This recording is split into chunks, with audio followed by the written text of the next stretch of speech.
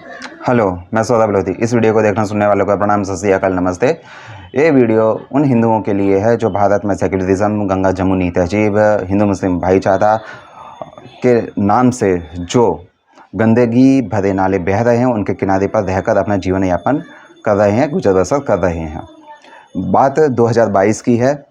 आपने देखा होगा कि रामनवमी, हनुमान जयंती की शोभा यात्राओं के ऊपर मुस्लिमों ने भरकम पत्थरबाजी की थी। उसके बाद में हिंदू बस्तियों में घुसकर घरों में तोड़फोड़, आगजनी की थी, लूटपाट की थी, हिंदू महिलाओं के साथ में अभद्रता, कुछ हिंदू व्यक्तियों के कत्ल किए थे। खरगोन की बात है, वहाँ पर एक हिंदू महिला इन इस्लामिक दंगों के कारण गायब हो गई थी। उसके बाद में उसकी कहीं पर भी कोई खबर प्रकाशित हुई हो, ये मुझे कुछ पता नहीं है। यदि आप देखेंगे कि ये सादा का सादा एक पैटर्न होता है और इसकी पूर्व तैयारी की जाती है, तो मैं सबसे पहले आपको बता देता हूं कि इस तैयारी में कौन कौन लगा हुआ होता है और किनका सहयोग लिया जाता है। इसमें मस्जिद, मदरसे, Islamic centre, Islamic community hall, मरकज़ जैसी जो ढांचागत सुविधाएं हैं उनका इस्तेमाल किया जाता है। मौलवी, मौलाना, मरकज़ के जो या मदरसों के प्रबंधक होते हैं, कमेटियां होती हैं, जो पीस कमेटियां भी होती हैं, उनका सहयोग लिया जाता है। उसके बाद में आता है मुस्लिम अपराधी जो हिस्ट्री सीटर होते हैं, उनका सहयोग लिया जाता है कि किस तरह से इसको अप्लाई किया जाए, ज़मीन पर उतारा जाए। बिजनेसमैन, वो जो मुस्लिम हैं, जो ईमान के नाम पर अपनी ज़िंदगी जी रहे हैं, उनसे फंडिंग प्राप्त की जाती है, फिर वो देश में हो, विदेश में हो, बाहर अन्य राज्य में हो। और उसके बाद में आंतरिक इन्फॉर्मेशन, जो आंतरिक जानकारियाँ होती हैं, उसके लिए उन मुस्लिमों का सहारा लिया जाता है, उन मुस्लिमों की मदद ली जाती है जो पुलिस व्यवस्था में है, न्यायतंत्र में है या सरकारी ओहदों पर आसीन है, शीर्ष पदों के ऊपर, उनसे भी मदद ली जाती है। और बाद में बचाव के लिए किनका इस्तेमाल किया जाता है, जब मुस्लिम दंगाइयों के ऊपर पुलिस वाले या कानून या न्यायालय एक्शन लेती है, तो उनको बचाव के लिए मुस्लिम, छोटे मुस्लिम जिनकी उम्र 12-15 साल से ज़्यादा नहीं होती है, वो बुर्खा नसीन औरतें, उनकी एक जो टुकड़ी आती है उनको बचाने का काम करती है। और सबसे अंत में मियाँ लॉर्डों को, मुस्लिम नेताओं को, मुस्लिम सामाजिक संगठनों को, जो वास्तव में असामाजिक संगठन है, आतंकी सहायक संगठन हैं, उनकी मदद ली जाती है। और यदि भारत में इन सब के बावजूद वो हार जाते हैं अपनी लड़ाई, यानी अपना जो जिहाद है हिंदुओं के खिलाफ, काफिरों के खिलाफ, उसमें हारने उनका तय लगता है, तो ये लोग भारत को बदनाम करने के लिए विदेशों में अपने स्लीपर सेल की मदद लेते हैं, उनको भारत के खिलाफ आपत्तिजनक, बदनाम करने वाले लेख लिखने के लिए मजबूर करते हैं। और इसमें सबसे ज़्यादा महत्वपूर्ण भूमिका वो मुस्लिम पत्रकार, वो जिहादी संगठन जो समाचार एजेंसियों के नाम पर काम करते हुए आपको दिखाई देते हैं।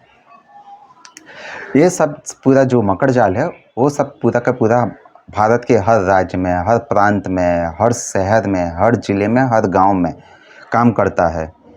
पर यदि आपने देखा होगा कि इन दंगाइयों को बचाने के लिए, इन दंगों को जस्टिफाई करने के लिए आपके सामने कुछ थियरी प्रस्तुत की जाती हैं, कुछ विचार प्रस्तुत किए जाते हैं, और इतना दबाव बनाया जाता है कि हिंदू जो राजनीतिक तौर पर अनपढ़ है, उसको ज़्यादा पता नहीं चलती है कि राजनीति और न्याय दोनों का असर कितने दूर तक और कितना प्रभावी होता है। वो इन कुतर्कों को स्वीकार कर लेता है और फिर बाद में खुद के नरसंहार, खुद के पलायन, विस्थापन और हिंदू महिलाओं के साथ में बलात्कार के रूप में उसकी भारी भरकम कीमत चुकाता है। फिर बाद में उस हिंदू बस्ती को इस्लामिक स्टेट, यानी भारत के अंदर ही एक इस्लामिक स्टेट बनते हुए देखता है। और बाद में वो परिस्थिति आती है कि उस जगह से वो निकलने में भी घबराता है, कतराता है, उसको आसानी से निकलने नहीं दिया जाता। यदि आप गलती से निकल गए और किसी मुस्लिम की वहाँ से आपसे बहस हो गई, तो वो स्पष्ट कहेगा कि हम जब चाहें तो आपको, तेरे को इस रास्ते से निकलने में हम प्रतिबंध लगा सकते हैं। तू निकल नहीं सकता, तेरा पूरा समाज नहीं निकल पाएगा और पुलिस और जज कुछ नहीं कर पाएंगे। वो स्पष्ट बोलता है और कईयों ने इसका अनुभव लिया भी होगा। तो बात ऐसी है कि जब आपको जो कुतर्क दिए जाते हैं वो कुतर्क ऐसे होते हैं कि नंबर 1, ये जुलूस बिना अनुमति के निकला था। रास्ते में इस जुलूस के कुछ व्यक्तियों ने रूट में परिवर्तन कर लिया था अपने आप पुलिस को बताए बिना। तीसरी चीज़, इस जुलूस में शामिल हुए कुछ हिंदुओं ने मुस्लिमों के खिलाफ आपत्तिजनक नारे लगाए थे, भड़काऊ नारे लगाए थे। मस्जिद के सामने जोर जोर से डीजे बजाया जा रहा था। मस्जिदों के अंदर घुस चुके थे या मस्जिद की दीवार के ऊपर चढ़ गए थे या मस्जिद के ऊपर भगवा झंडा लगा दिया था। और सबसे आसान चीज़ वो होती है कि जुलूस में शामिल हिंदुओं ने मुस्लिम महिलाओं, लड़कियों के खिलाफ अश्लील इशारे किए थे, अभद्र नारेबाजी की थी। इन सब चीज़ों के सहारे पर सबसे पहले इन जुलूसों में शामिल हिंदुओं के ऊपर हमले किए जाते हैं, पत्थरबाजी की जाती है, उनको दौड़ाया जाता है। जुलूस में शामिल जो वाहन है या डीजे हैं, जो संगीत के साधन हैं, उनके ऊपर हमला किया जाता है, उनको डैमेज किया जाता है। फिर ये चीज़ आगे बढ़ते बढ़ते हिंदू बस्तियों तक, हिंदू व्यावसायिक प्रतिष्ठानों तक पहुंचती है। फिर हिंदू बस्तियों में घुसकर मुस्लिम भीड़ जमकर तोड़फोड़, आगजनी, लूटपाट, हिंदू महिलाओं के साथ में छेड़छाड़, बलात्कार की धमकी और कई बार बलात्कार कर भी दिया जाता है। जैसे खरगोन में देखा है कि मुस्लिम भीड़ कह रही है कि चलो बलात्कार करेंगे, मज़ा आएगा। और आपने पढ़ा भी होगा कि दंगों के दौरान एक हिंदू महिला गायब हो जाती है। फिर उसकी कहीं पे भी आपको टीवी डिबेटों पर या राजनीतिक चर्चाओं के दौरान उसकी कोई भी खबर अंतर प्राप्त नहीं होती है। तो ये सारी चीज़ें होती हैं। तो मैं आपको एक चीज़ बताता हूँ, ये सारा का सारा जो पैटर्न है ये हकीकत में धार्मिक जुलूस के नाम पर हिंदू बस्तियों को हटाने का, हिंदू बस्तियों को संकुचित करने का एक प्रयास होता है। इसकी पूरी की पूरी रेकी की जाती है मुस्लिम सब्जी वाले के भेष में। आलिम यानी वो जो धुनी देने वाला होता है लोभान की, आपकी दुकान पर भी आता होगा। ये ऐसे लोगों के जरिए हिंदू बस्तियों के रास्तों की जानकारियां प्राप्त करते हैं। तभी वो सबसे पहले ऐसी ही आंतरिक बस्तियों में भी जाकर हमले करते हैं। आप पैटर्न उठा के देख लीजिए। जैसे हावड़ा में देखा गया था कि जुलूस के ऊपर, बिहार में देखा गया था जुलूस के ऊपर हमले करने के बाद में हिंदू बस्तियों, हिंदू व्यावसायिक प्रतिष्ठानों का नंबर लगाया गया था। और ये सिर्फ अभी की नहीं, हमेशा ऐसा होता है, हमेशा ऐसा होता है। और मैं आपको एक चीज़ और बता देता हूँ, कई बार हिंदुओं को बदनाम करने के लिए कुछ मुस्लिम खुद की ही बंद पड़ी हुई दुकान, व्यावसायिक प्रतिष्ठान या जर्जर मकान, बंद प्रतिष्ठान पर हमला कर देते हैं, उसमें आग लगा देते हैं या ऐसे मुस्लिम की हत्या कर देते हैं जो उनकी नज़र में पहले से ही काफिर का दोस्त हो, या तो उनको ऐसा शक हो कि ये पुलिस की मुखबरी कर रहा है। उनकी एक दो में हत्या कर देते हैं, फिर बाद में इनका वो ये लोग प्रचार करते हैं, विलाप करते हैं कि देखो हिंदुओं ने हमारे साथ में भी यही किया है। ऐसी बातों पर आने की कोई ज़रूरत नहीं है। और मैं उन सेक्युलर हिंदुओं को कह रहा हूँ कि आज धार्मिक जुलूसों के नाम पर जिस तरह से आपको टारगेट किया जा रहा है, कल आपका नंबर है, आपके बच्चों का नंबर है।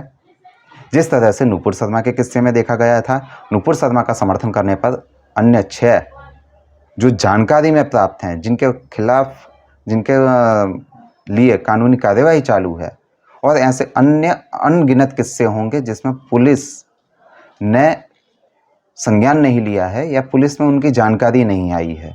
ऐसे कई मर्डर किए गए हैं हिंदुओं के, सिर्फ नुपुर शर्मा के समर्थन के लिए। तो मैं एक चीज़ ऐसा मानता हूँ कि यदि आप मुस्लिमों को उसी भाषा में जवाब नहीं देंगे तो आपको हमेशा इस सिविल वॉर में, इस गृह युद्ध में हमेशा पटखनी मिलना तय है। और यदि आप कहते हैं और आपको कहा भी जाता है कि आपसी सद्भाव वाला माहौल बिगाड़ा जा रहा है, बिगाड़ने की कोशिश की जा रही है, तो आपको मैं एक बात कह दूं कि मुस्लिम कभी भी आपसी सद्भाव बनाए नहीं रख सकता है, ना वो रखेगा। माहौल बिगड़ा हुआ है, सिर्फ आप उसका संज्ञान लेने से इनकार कर रहे हैं। यदि सद्भाव बिगड़ा हुआ नहीं होता तो ऐसी घटनाएं नहीं होती। मुस्लिम भी आसानी से ऐसी चीज़ों को सहन करते, जबकि कई बार राजनीतिक डिबेटों में देखा गया कि मुस्लिम को कट्टर, असहिष्णु, आतंकवादी बोलने वाले सेक्युलर हिंदू, मुस्लिम, सोशलिस्ट, लिबरल, ढोंगरेसी होते हैं। पर कभी आपने इन लोगों को मुस्लिमों के ऊपर वैचारिक हमला करते हुए देखा है? आपको कभी भी नहीं मिलेगा। इसलिए क्योंकि ये लोग ऐसा मानते हैं कि जो सेक्युलरिज्म है भारत में, जो वास्तव में संविधान के नाम पर इस्लामिक शरिया के हिसाब से किया जाने वाला शासन है, ये मेरी धारणा है, मेरा अवलोकन है। और यदि हिंदू आप लोग भी देखेंगे तो आपको भी यही लगेगा कि जो सेक्युलरिज्म भारत में चल रहा है उसकी सही व्याख्या यही है कि संविधान के नाम पर मुस्लिमों के लिए, मुस्लिमों के द्वारा जो शासन, जो अनुमोदन, जो आदेश हैं, उसके हिसाब से हिंदुओं को रहने के लिए बाध्य किया जा रहा है। यदि आप देखेंगे कि इफ्तार की पार्टियां सरकारी आवासों पर, मुख्यमंत्री आवासों पर, प्रधानमंत्री आवासों पर, राष्ट्रपति आवासों में होती रही है। कभी आपने देखा है पिछले 10-15 सालों के दौरान या उससे पहले, जब बीजेपी की सरकार नहीं थी, मोदी की सरकार ने तो धीरे धीरे बंद कर दिया, योगी जी की सरकार ने बंद कर दिया, तो आपने देखा है कि कभी दिवाली मनाई गई हो, फटाके फोड़े गए हों, मुख्यमंत्री निवास पर बुलाकर कुछ हिंदुओं को बोला गया हो, आप आइए हम साथ में मिलकर दीपोत्सव करेंगे, लक्ष्मी पूजन करेंगे, फटाके फोड़ेंगे, आतिशबाजी करेंगे? नहीं। आपको हमेशा बोला गया होगा कि आप धार्मिक जुलूस इस रास्ते से ना निकालें, इसके लिए परमिशन लें। कभी मुस्लिमों को बोला गया है कि हिंदू बस्तियों में आपके धार्मिक जुलूसों को ले जाने की कोई ज़रूरत नहीं है? तब संविधान के हिसाब से हर व्यक्ति भारत के किसी भी कोने में जाने के लिए स्वतंत्र है। ये आपको एक लॉलीपॉप पकड़ा दिया जाता है। और आपने देखा होगा कि लॉकडाउन के दौरान या उससे पहले धीरे धीरे भारत में एक थियरी प्रस्तुत की जा रही है, मुस्लिम एरिया। यदि आप मुस्लिम एरिया की थियरी को स्वीकार करते हैं तो इसका मतलब ये है कि आप भारत के एक और विभाजन की थियरी को स्वीकार करने की तैयारी में हैं। और मैं ऐसा मानता हूं कि मुस्लिम एरिया के नाम पर भारत का विभाजन फिर से किया जाएगा। और इसके लिए सबसे ज़्यादा ज़रूरी चीज़ें हैं कि आप मुस्लिमों को मताधिकार का जो एक अधिकार मिला है, संवैधानिक अधिकार मिला है, उसको रद्द कीजिए।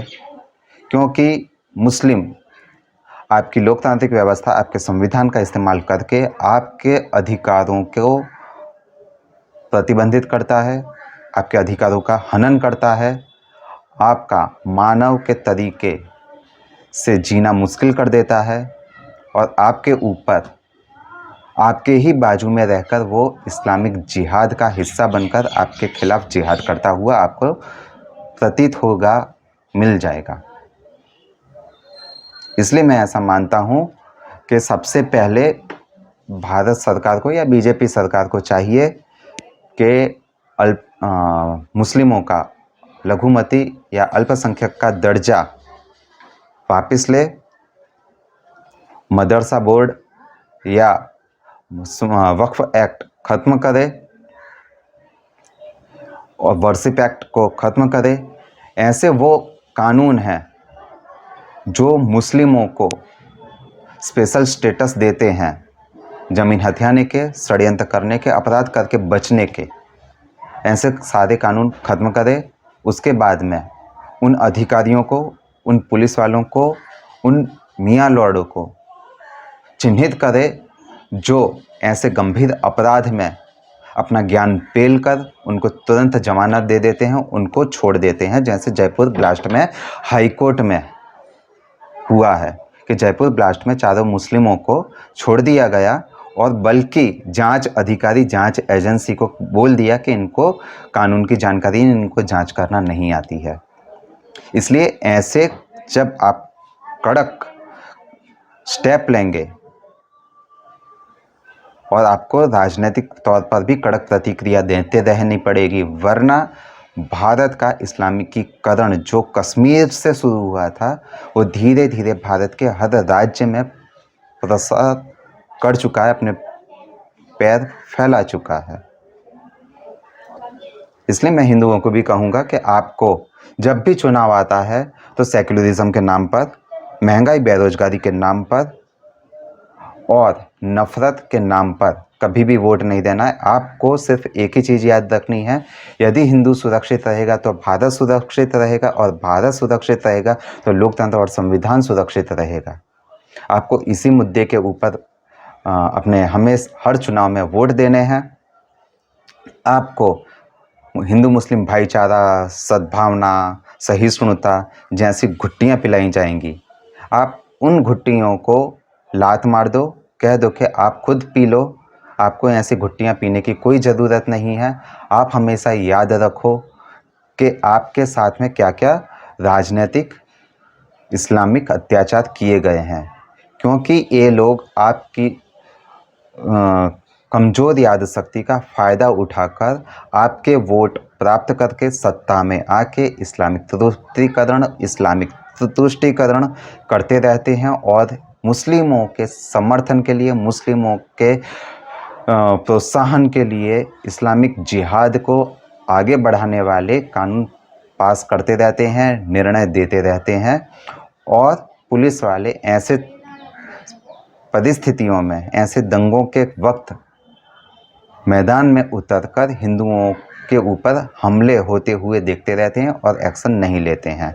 यदि आपको ऐसा लगता है कि आपका कानून व्यवस्था, आपकी न्याय व्यवस्था आपको बचा लेगी, तो मैं आपको बता दूं कि कश्मीर में हिंदुओं को बचाने वाला ना तो पुलिस थी, ना कानून व्यवस्था थी। सुप्रीम कोर्ट ने भी हिंदुओं की अर्जियां खारिज कर दी।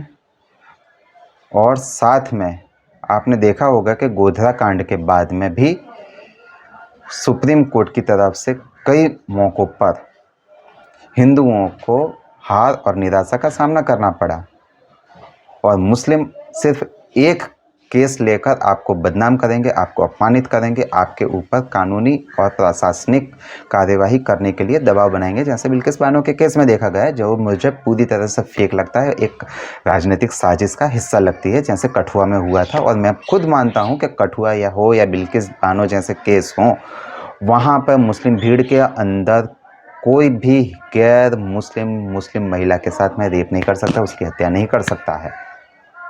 मेरा पूरी तरह से यही मानना है। ये एक राजनीतिक साजिशें होती हैं वहाँ से हिंदुओं को हटाने के लिए, हिंदुओं को प्रताड़ित करने के लिए और हिंदुओं के भविष्य में न्याय मिलने से रोकने के लिए ऐसी घटनाएं खुद मुस्लिमों के द्वारा मुस्लिमों के साथ में की जाती हैं और उसका इस्तेमाल हिंदुओं के खिलाफ किया जाएगा, ये बताकर की जाती है। इसलिए मैं हिंदुओं को कहूँगा, अभी भी आप सेक्युलरिज्म के नाम पर, हिंदू मुस्लिम भाईचारे के नाम पर और गंगा जमुनी तहजीब के नाम पर जो भारत के अंदर गंदगी से भरे बदबूदार नाले बह रहे हैं, उसके किनारे से हट जाइए। यदि आपको हटना नहीं है तो उन नालों की सफाई करने का प्रयास शुरू करिए। यदि आप ऐसा नहीं करेंगे तो एक समय ऐसा आएगा कि उसके ऊपर, उस गंदगी में पनपने वाले जो मच्छर हैं, काट कर आपका इतना बुरा हाल करेंगे कि आप वहाँ पर रह नहीं पाएंगे, आपको वो नाला भी छोड़कर भागना पड़ेगा। धन्यवाद।